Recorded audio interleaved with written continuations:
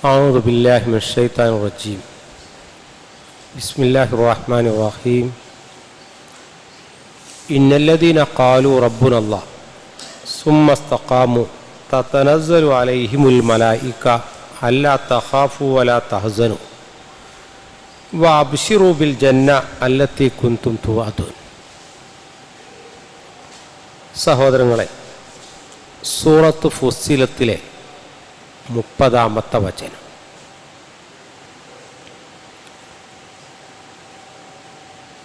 നമ്മൾ നബി സല്ലല്ലാഹു അലൈഹി വസല്ലമയുടെ സഹാബത്തിനെ കുറിച്ച് പഠിക്കുമ്പോൾ ഏറ്റവും ഔന്നിത്യത്തിൽ നിൽക്കുന്ന സഹാബി ആരാണോ എന്ന് ചോദിച്ചാൽ നമ്മളൊക്കെ പറയുന്ന ഉത്തരം അബൂബക്കർ സിദ്ദീഖ് റളിയല്ലാഹു അൻഹു ആണ്. ഒന്നാമത്തെ വലിയ ആരാണ് ചോദിച്ചാൽ അബൂബക്കർ സിദ്ദീഖാണ്. എന്തുകൊണ്ടാണ് അബൂബക്കർ സിദ്ദീഖ് റളിയല്ലാഹു അൻഹുവിന് ഈ മഹത്വം കൈവന്നത് എന്ന് നിങ്ങൾ ചിന്തിച്ചിട്ടുണ്ടോ?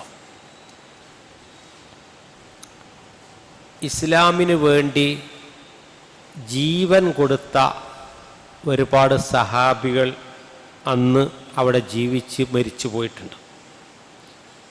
ബിലാലിനെ പോലെ, യാസറിനെ പോലെ, അമ്മാറിനെ പോലെ, സുമയ്യയെ പോലെ ഒരുപാട് കഷ്ടപ്പാടുകൾ സഹിച്ചവരുണ്ട്. അത്രയൊന്നും കഷ്ടപ്പാട് അബൂബക്കർ സിദ്ദീഖ് റളിയല്ലാഹു അൻഹു സഹിച്ചിട്ടില്ല. കാരണം കുന്തം കൊണ്ട് കുത്തി ജീവൻ അപഹരിച്ചത്, കല്ല് ശരീരത്തിൽ കെട്ടി വലിച്ചത്, ഇരുമ്പ് പഴുപ്പിച്ച് ശരീരത്തിൽ വെച്ചത്, അങ്ങനെയൊക്കെ ബുദ്ധിമുട്ട് അനുഭവിച്ച സഹാബികൾ കഴിഞ്ഞു പോയിട്ടുണ്ട്. എന്നാലും ലാക്കിന്നഹു കാന അഫ്ളലു, ശ്രേഷ്ഠൻ ആരാണെന്ന് ചോദിച്ചാൽ നമ്മൾ ഉത്തരം പറയുക അബൂബക്കർ സിദ്ദീഖാണ്. ഇനി രണ്ടാമത് രക്തസാക്ഷിയായവരുണ്ട്. ഇസ്ലാമിന് വേണ്ടി ഹംസ റളിയല്ലാഹു അൻഹു, ഇസ്ലാമിൻ്റെ പാതയിൽ കുത്തേറ്റ ഉമർ ബിൻ ഖത്താബ് റളിയല്ലാഹു അൻഹു, അങ്ങനെ ജീവൻ മതത്തിന് വേണ്ടി ത്യജിച്ചവരുണ്ട്. എന്നാലും നമ്മൾ പറയും അബൂബക്കർ സിദ്ദീഖ് റളിയല്ലാഹു അൻഹുവാണ് ഒന്നാമൻ എന്ന്. അവിടെയും കഴിഞ്ഞില്ല. നിങ്ങൾ ആലോചിച്ച് നോക്കൂ. എന്നാൽ അബൂബക്കർ സിദ്ദീഖ് റളിയല്ലാഹു അൻഹു ഒരുപാട് നിസ്കരിക്കുന്നവനും ഒരുപാട് നോമ്പെടുക്കുന്നവനുമായിരുന്നോ? അല്ലല്ലോ. മതം അനുശാസിച്ച എല്ലാവരും ചെയ്യുന്നതേ അദ്ദേഹം ചെയ്തിട്ടുള്ളൂ.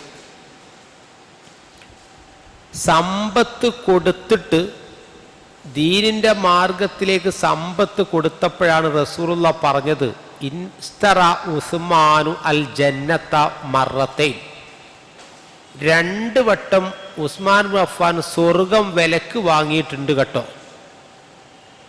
അത്രയും വലിയ സമ്പത്ത് കൊടുത്തു. അബ്ദുറഹ്മാൻ ബിൻ ഔഫ് ആണെങ്കിൽ 70 ഒട്ടകങ്ങൾക്ക് വഹിക്കാനുള്ള സമ്പത്ത് ഒറ്റയടിക്ക് ധർമ്മം ചെയ്തു. ബൈറുഹ തോട്ടം കൊടുത്ത സഹാബിയെക്കുറിച്ച് നമ്മൾ കേട്ടിട്ടുണ്ട്. അങ്ങനെയൊക്കെ ധർമ്മം ചെയ്ത ആളുകളുണ്ട്. അവരും അല്ല മഹാൻ അബൂബക്കർ സിദ്ദീഖാണ്. എന്തുകൊണ്ടാണ് ഈ മഹത്വം കൈവന്നത്? നമസ്കാരം കൊണ്ടല്ല, ഇസ്ലാമിന് വേണ്ടി കഷ്ടത അനുഭവിച്ചത് കൊണ്ടല്ല, എമ്പാടും വലിയ ധർമ്മം ചെയ്തിട്ടുണ്ട്, കഷ്ടത അനുഭവിച്ചിട്ടുമുണ്ട്. പക്ഷെ അതിനേക്കാൾ കഷ്ടത അനുഭവിച്ച ആളുകളും സമ്പത്ത് കൊടുത്ത ആളുകളും വേറെയുണ്ട്. എന്നിട്ട് എന്തുകൊണ്ടുണ്ടായി എന്ന് ചോദിച്ചാൽ അൽ ഈമാനു വഖറ ഫീ ഖൽബിഹി, വിശ്വാസം അദ്ദേഹത്തിൻ്റെ മനസ്സിൽ ആണ്ട് ദൃഢത നൽകി. ഈമാൻ എന്നുള്ള ഒറ്റ കാറ്റഗറിയാണ്. അത് മനസ്സിൽ അള്ളിപ്പിടിച്ചതിൻ്റെ ഗാഢതയാണ് യഥാർത്ഥത്തിൽ അബൂബക്കർ സിദ്ദീഖ് റളിയല്ലാഹു അൻഹു മഹത്വം ചാർത്തിക്കൊടുക്കുന്നത്. ഇപ്പോൾ നമ്മളിത് ചിന്തിക്കാനുള്ള കാരണം, നോമ്പ് കഴിഞ്ഞു, ഏറെക്കുറെ മനുഷ്യരൊക്കെ നല്ല ആത്മീയമായി നല്ല മുന്നേറ്റത്തിലായിരുന്നു. പഴയ നോമ്പ് കഴിഞ്ഞോടി ആ ഖുർആൻ പൂട്ടിവെച്ചു. ഇപ്പോൾ പത്രങ്ങൾ 2-3 വായിക്കും. പ്രത്യേകിച്ച് ഇലക്ഷനൊക്കെ ആയപ്പോൾ ഓരോരുത്തരുടെയും താല്പര്യമുള്ള ന്യൂസുകളൊക്കെ കേൾക്കാൻ വേണ്ടി ന്യൂസ് അവറുകൾ ഇങ്ങനെ ഇടയ്ക്കിടയ്ക്ക് കാണുക എന്നല്ലാതെ ഖുർആൻ അത് പഴയടത്തേക്ക് തിരിച്ചുപോയി.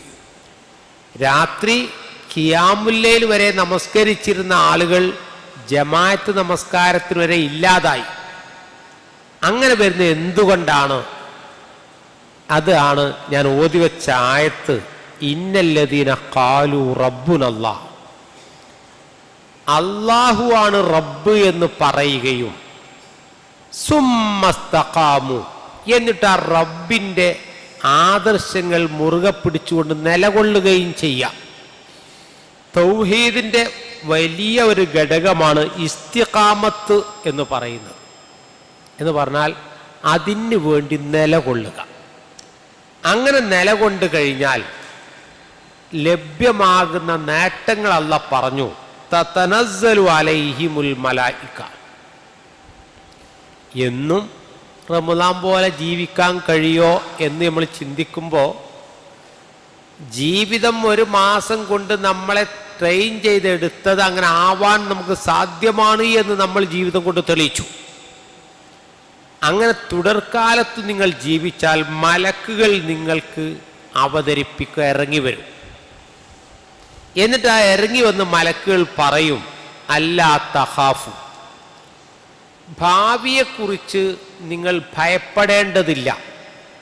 യുദ്ധം, ഭീകരാവസ്ഥകൾ, വാർദ്ധക്യങ്ങൾ, മാറാരോഗങ്ങൾ, സാമ്പത്തികമായി പുഷ്ടിപ്പെടാത്ത മക്കൾ, ഇതൊക്കെയാണല്ലോ ഭാവിയെക്കുറിച്ച് നമുക്ക് ആശങ്കകൾ ഉണ്ടാക്കുന്നത്. പക്ഷെ അല്ലാഹ് പറഞ്ഞു, നിങ്ങൾ ആത്മീയതയിൽ മുന്നേറുന്നുവെങ്കിൽ നിങ്ങൾക്ക് ഭയപ്പാട് വേണ്ട. വലാ തഹ്സനു, അങ്ങനെ മുന്നോട്ട് പോയി കഴിഞ്ഞാലോ പിന്തിരിഞ്ഞു നോക്കുമ്പോൾ നിങ്ങൾക്ക് ദുഃഖം ഉണ്ടാവില്ല. ആയുസ് ഇത്ര കിട്ടിയിട്ട് വേണ്ടത്ര ഉപയോഗിച്ചില്ലല്ലോ എന്നുള്ള സങ്കടം നിങ്ങളെ പിടികൂടുകയില്ല. എനിക്ക് അല്ലാഹ് തന്ന ആയുസ്സൊക്കെ ഞാൻ അള്ളാഹ്ക്ക് വേണ്ടി ചെയ്തിട്ടുണ്ട് എന്ന സംതൃപ്തി നമുക്ക് നൽകും. മാത്രമല്ല അള്ളാഹു പറഞ്ഞു, ആ മലക്കുകൾ ഇവരോട് പറയും, വ അബ്ശിറൂ ബിൽ ജന്ന, സ്വർഗം കൊണ്ട് സന്തോഷവാർത്ത അറിയിച്ചോളൂ. ഞാൻ ഇങ്ങനെയൊക്കെ കഷ്ടപ്പെട്ട് രാത്രിയൊക്കെ നിസ്കരിച്ച് ഖുർആനൊക്കെ ഇല്ലാത്ത സമയം ഉണ്ടാക്കി ഓതിയാൽ എന്ത് കിട്ടും? പറഞ്ഞു കൊടുത്തേക്കൂ അവർക്ക് സ്വർഗമുണ്ട് എന്ന്. അല്ലത്തി കുന്തും തു അദൂൻ, അത് നിങ്ങളോട് വാഗ്ദാനം ചെയ്തതാണ്. മാത്രമല്ല അങ്ങനെ ജീവിക്കുന്ന ഔലിയാക്കൾക്ക് നഹ്നു ഔലിയാഉക്കും ഫിൽ ഹയാത്തി ദുനിയാ വൽ ഫിൽ ആഖിറ, ദുനിയാവിലും ആഖിറത്തിലും ബന്ധുജനങ്ങളായി കൂട്ടുകാരായി മലായിക്കത്തുകൾ ഉണ്ടാകും എന്ന് കൂടി പറഞ്ഞു. ഇത് വായിക്കുമ്പോൾ നമ്മിലേക്ക് ഓർമ്മ വരുന്നത്, ഇപ്പോൾ ആളുകളുടെയൊക്കെ ധാരണ ഭൗതികമായി നമ്മൾ മെച്ചപ്പെടണമെങ്കിൽ കഠിനാധ്വാനം ചെയ്യണം എന്നുള്ളതിൽ ആർക്കും തർക്കമല്ല. സ്ഥിരോത്സാഹം, കൃത്യനിഷ്ഠ, കഠിനാധ്വാനം അങ്ങനെയൊക്കെ ചെയ്യുമ്പോഴേ ഭൗതികമായി നമ്മൾ പുരോഗതി നേടും. നമ്മളായിരിക്കും ഒരു കട തുടങ്ങിയിട്ടേ തോന്നുമ്പോൾ തുറക്കും, അയാൾക്ക് തോന്നുമ്പോൾ പൂട്ടിപ്പോവും, ചില ദിവസം തുറക്കുന്നല്ല.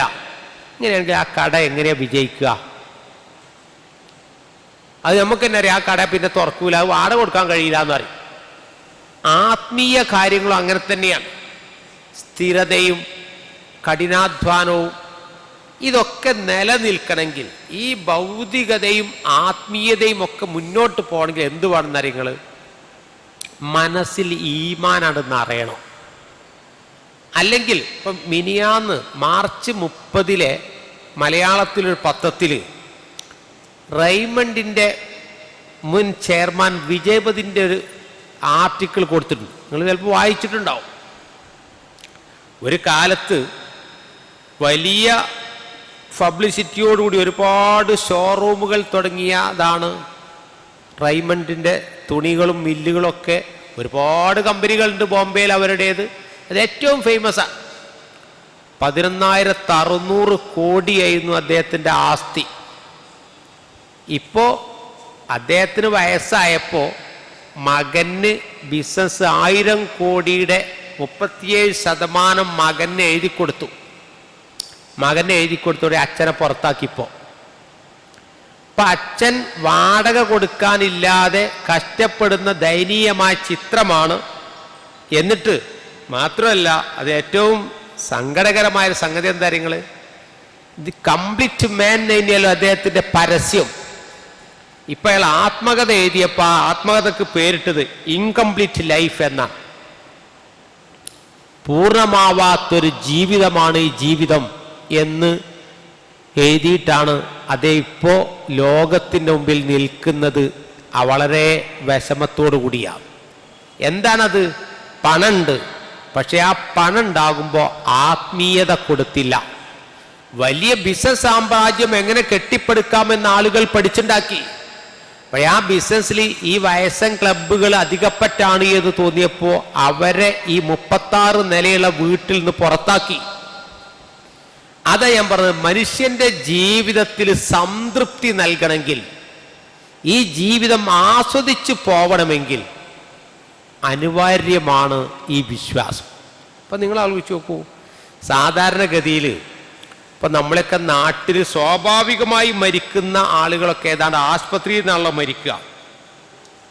രോഗം കാരണത്താൽ അവസാനം ഒരു റിലീഫോടുകൂടി മരിക്കാൻ വേണ്ടിയിട്ട് ആളുകൾ ഹോസ്പിറ്റലിൽ അഡ്മിറ്റ് ചെയ്യും. ആ ഹോസ്പിറ്റലിൽ കുറേ വയറിൻ്റെ അകമ്പടിയോടുകൂടി നമ്മളിങ്ങനെ കിടക്കുമ്പോൾ നമ്മൾ എന്തായിരിക്കും ചിന്തിക്കുക? ഒരുപാട് പാലിയേറ്റീവ് രോഗികളെ പരിചരിച്ച് ഒരുപാട് അനുഭവങ്ങൾ നേഴ്സ് ഒരു പുസ്തകം എഴുതിയിട്ടുണ്ട്. ഇത്തരം ആളുകളുടെയൊക്കെ മരണസമയത്ത് സാക്ഷിയാവുകയും അവരുടെ സങ്കടങ്ങളും നൊമ്പരങ്ങളൊക്കെ പകർന്നെടുക്കുകയും ചെയ്തിട്ട് എഴുതിയ പുസ്തകത്തിൽ പറഞ്ഞ വാക്കെന്തര്യങ്ങൾ, കുറച്ചുകൂടി നന്നായി ജീവിക്കാമായിരുന്നു എന്ന് പലരും ആഗ്രഹം പ്രകടിപ്പിച്ചു എന്നാണ്. എങ്ങനെ നന്നായി ജീവിക്കാമായിരുന്നു എന്ന് പറയുന്നത്? അവിടെയും കൂടി 10 സെന്റ് എടുക്കേരിയെന്നോ, അതല്ല ഈ വീടിൻ്റെ അപ്സ്റ്റെയറും കൂടി ഉണ്ടാക്കായിരുന്നോ, അതല്ല ലംബോർഗിനി വാങ്ങായിരുന്നോ? എന്തായിരിക്കും ആഗ്രഹിച്ചിട്ടുണ്ടാവുക? ബന്ധുക്കളുമായി കൂടുതൽ നേരം സഹവസിക്കാമായിരുന്നു.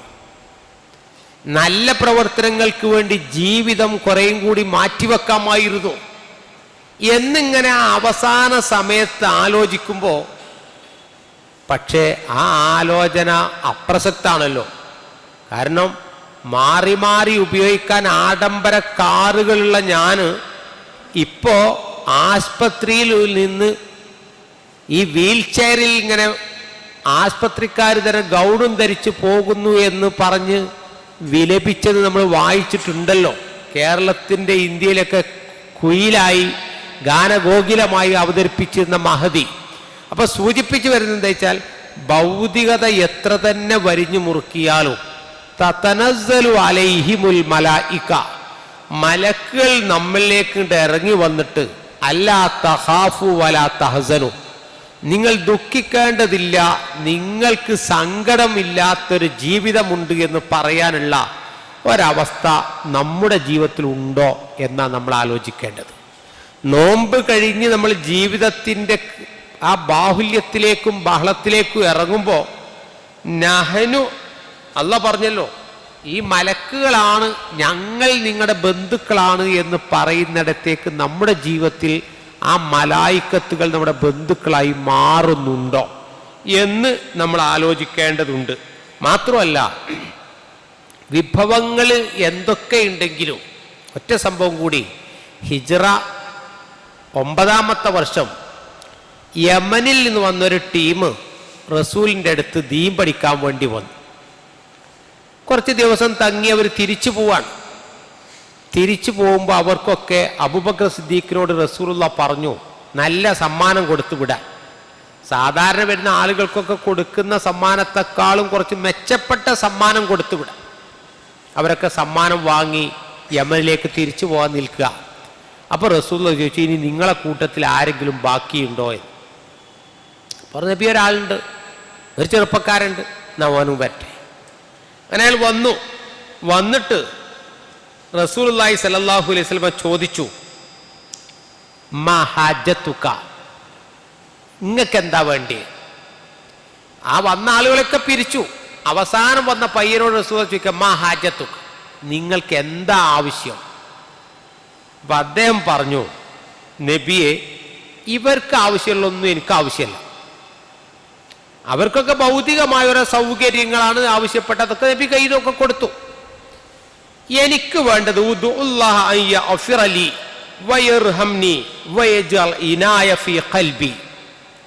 എനിക്ക് വേണ്ടത് എൻ്റെ കഴിഞ്ഞ പാപങ്ങളൊക്കെ പുറത്തു തരികയും അള്ളാഹ് എന്നോട് റഹ്മത്ത് കാണിക്കുകയും മനസ്സിൽ ഉള്ളതിൽ ഐശ്വര്യമുണ്ടാകുന്നൊരവസ്ഥ ഉണ്ടാവുകയും പാടാം. ഇതേ വേണ്ടു. ഉള്ള സമ്പത്ത് എനിക്കൊരു ഐശ്വര്യം പ്രദാനം ചെയ്യുകയും എൻ്റെ പാപങ്ങളൊക്കെ പുറത്തു തരികയും ചെയ്യുന്നൊരവസ്ഥ. നബി സല്ലല്ലാഹു അലൈഹി വസല്ലം പ്രാർത്ഥിച്ചു, അല്ലാഹുമ്മ ഗ്ഫിർ ലഹു വർഹംഹു വജ്അൽ ഇനാഹു ഫീ ഖൽബിഹി. പടച്ചോനെ, അദ്ദേഹത്തിൻ്റെ ഹൃദയത്തിന് നീ ഐശ്വര്യം പ്രദാനം ചെയ്യണേ, പാപങ്ങൾ പുറത്തു കൊടുക്കണേ. പ്രാർത്ഥിച്ചു, തിരിച്ചുപോയി. അങ്ങനെ ഹിജ്റ 10-ാം വർഷം യമനിൽ നിന്ന് തിരിച്ചു വന്ന ആ ടീമിനെ വീണ്ടും കണ്ടു. അപ്പോൾ റസൂൽ ചോദിച്ച ചോദ്യം, അന്ന് മാ ഫഅലൽ ഗുലാമു അല്ലദി ആതാനി മഅകും, നിങ്ങളോടൊപ്പം വന്ന ആ ചെറുപ്പക്കാരപ്പ് എന്ത് ചെയ്യുന്നു? സമ്മാനം വാങ്ങാതെ പോയവനാണല്ലോ. പ്രാർത്ഥനയാണ് ഏറ്റവും വലിയ സമ്മാനമായി അദ്ദേഹം സ്വീകരിച്ചത്. അവർ പറഞ്ഞു, നബിയെ, നല്ല ഭക്തനാണ്. അത്തരം പ്രായത്തിൽ അത്തരം തെക്കുവെള്ള മനുഷ്യന്മാരായ യമനിൽ കാണൂല. അത്രയും നല്ല ആത്മീയതയുള്ള ജീവിതമാണ് അയാൾക്കുള്ളത്. അപ്പോൾ നബി സല്ലല്ലാഹു അലൈഹി വസല്ലം പറയുന്നൊരു വാക്കുണ്ട്, അൽഹംദുലില്ലാ. അങ്ങനെ ചെറുപ്പക്കാരനെ കുറിച്ച് കേട്ടപ്പോൾ റസൂലുള്ളാഹി പറയണം, അൽഹംദുലില്ലാ ഇന്നി ല അർജു അൻ യമൂത ജമീഅൻ, അയാൾ സമ്പൂർണമായി മരിക്കാൻ വേണ്ടി ഞാൻ ആഗ്രഹിക്കുന്നു എന്ന്. അപ്പോൾ സഹാബികൾ ചോദിച്ചു, നബി, എല്ലാവരും പൂർണ്ണമായിട്ട് മരിക്കൂലേ? ആരെങ്കിലും പകുതിയായിട്ട് മരിക്കുമോ? ഒരു മനുഷ്യൻ ഇവിടുന്ന് മരിക്കുമ്പോൾ പൂർണ്ണമായിട്ട് മരിച്ചു പോലെ. അവിടെ പറയുന്നത്, ആഗ്രഹങ്ങൾ താഴ്വരയിൽ ബാക്കി വെച്ച് സ്വപ്നങ്ങൾ പലതും പൂവണിയാതെ മരിച്ചു പോകുന്ന അവസ്ഥയുണ്ട് മനുഷ്യർക്ക്. ആളുകൾ പറയുമല്ലോ, ഇതൊന്നും കാണാൻ വാപ്പാക്ക് ഭാഗ്യം ഉണ്ടായില്ല, മകൻ പുതിയാപ്പിള ഇറങ്ങണ ഉമ്മാക്ക് കാണാൻ ഭാഗ്യം ഉണ്ടായില്ല. അങ്ങനെ പല ആഗ്രഹങ്ങളും മനസ്സിലേറ്റിയുള്ള മനുഷ്യന്മാർ ജീവിക്കണം. ഈ ആഗ്രഹങ്ങളൊന്നും പൂവണിയാതെ മരിച്ചു പോകുന്ന ആളുകൾ. എന്നാൽ ആഗ്രഹങ്ങൾ കുറച്ച്, ആഗ്രഹങ്ങളൊക്കെ പരലോകത്തേക്ക് നീട്ടിവെച്ചൊരു ചെറുപ്പക്കാരന് സ്വപ്നങ്ങളൊക്കെ അവിടെയാണ്. അവനാണ് ഇവിടെ നിന്ന് എന്ത് ചെയ്യാൻ കഴിയുള്ളൂ? പൂർണ്ണമായി മരിച്ചു പോകാൻ കഴിയുക എന്ന്. അങ്ങനെ ആ പൂർണ്ണമായി മരിച്ചു പോകുന്നവരുടെ കൂട്ടത്തിൽ അള്ളാഹു നമ്മെ ഉൾപ്പെടുത്തുകയും ജീവിതം മലായിക്കത്തുകൾ കൂട്ടാളികളാകുന്ന സന്തോഷവാർത്ത അറിയിക്കുന്ന വിധാനത്തിലേക്ക് ഉയരാനും ഉയർത്താനും നമ്മൾ ശ്രമിക്കുകയും പ്രാർത്ഥിക്കുകയും ചെയ്യുക. പടച്ച റബ്ബ് കബൂൽ ചെയ്യുമാറാകട്ടെ. റബ്ബന ആതിനാ ഫിദ്ദുനിയ ഹസന വഫിൽ ആഖിറതി ഹസനതൻ വഖിനാ അദാബന്നാർ.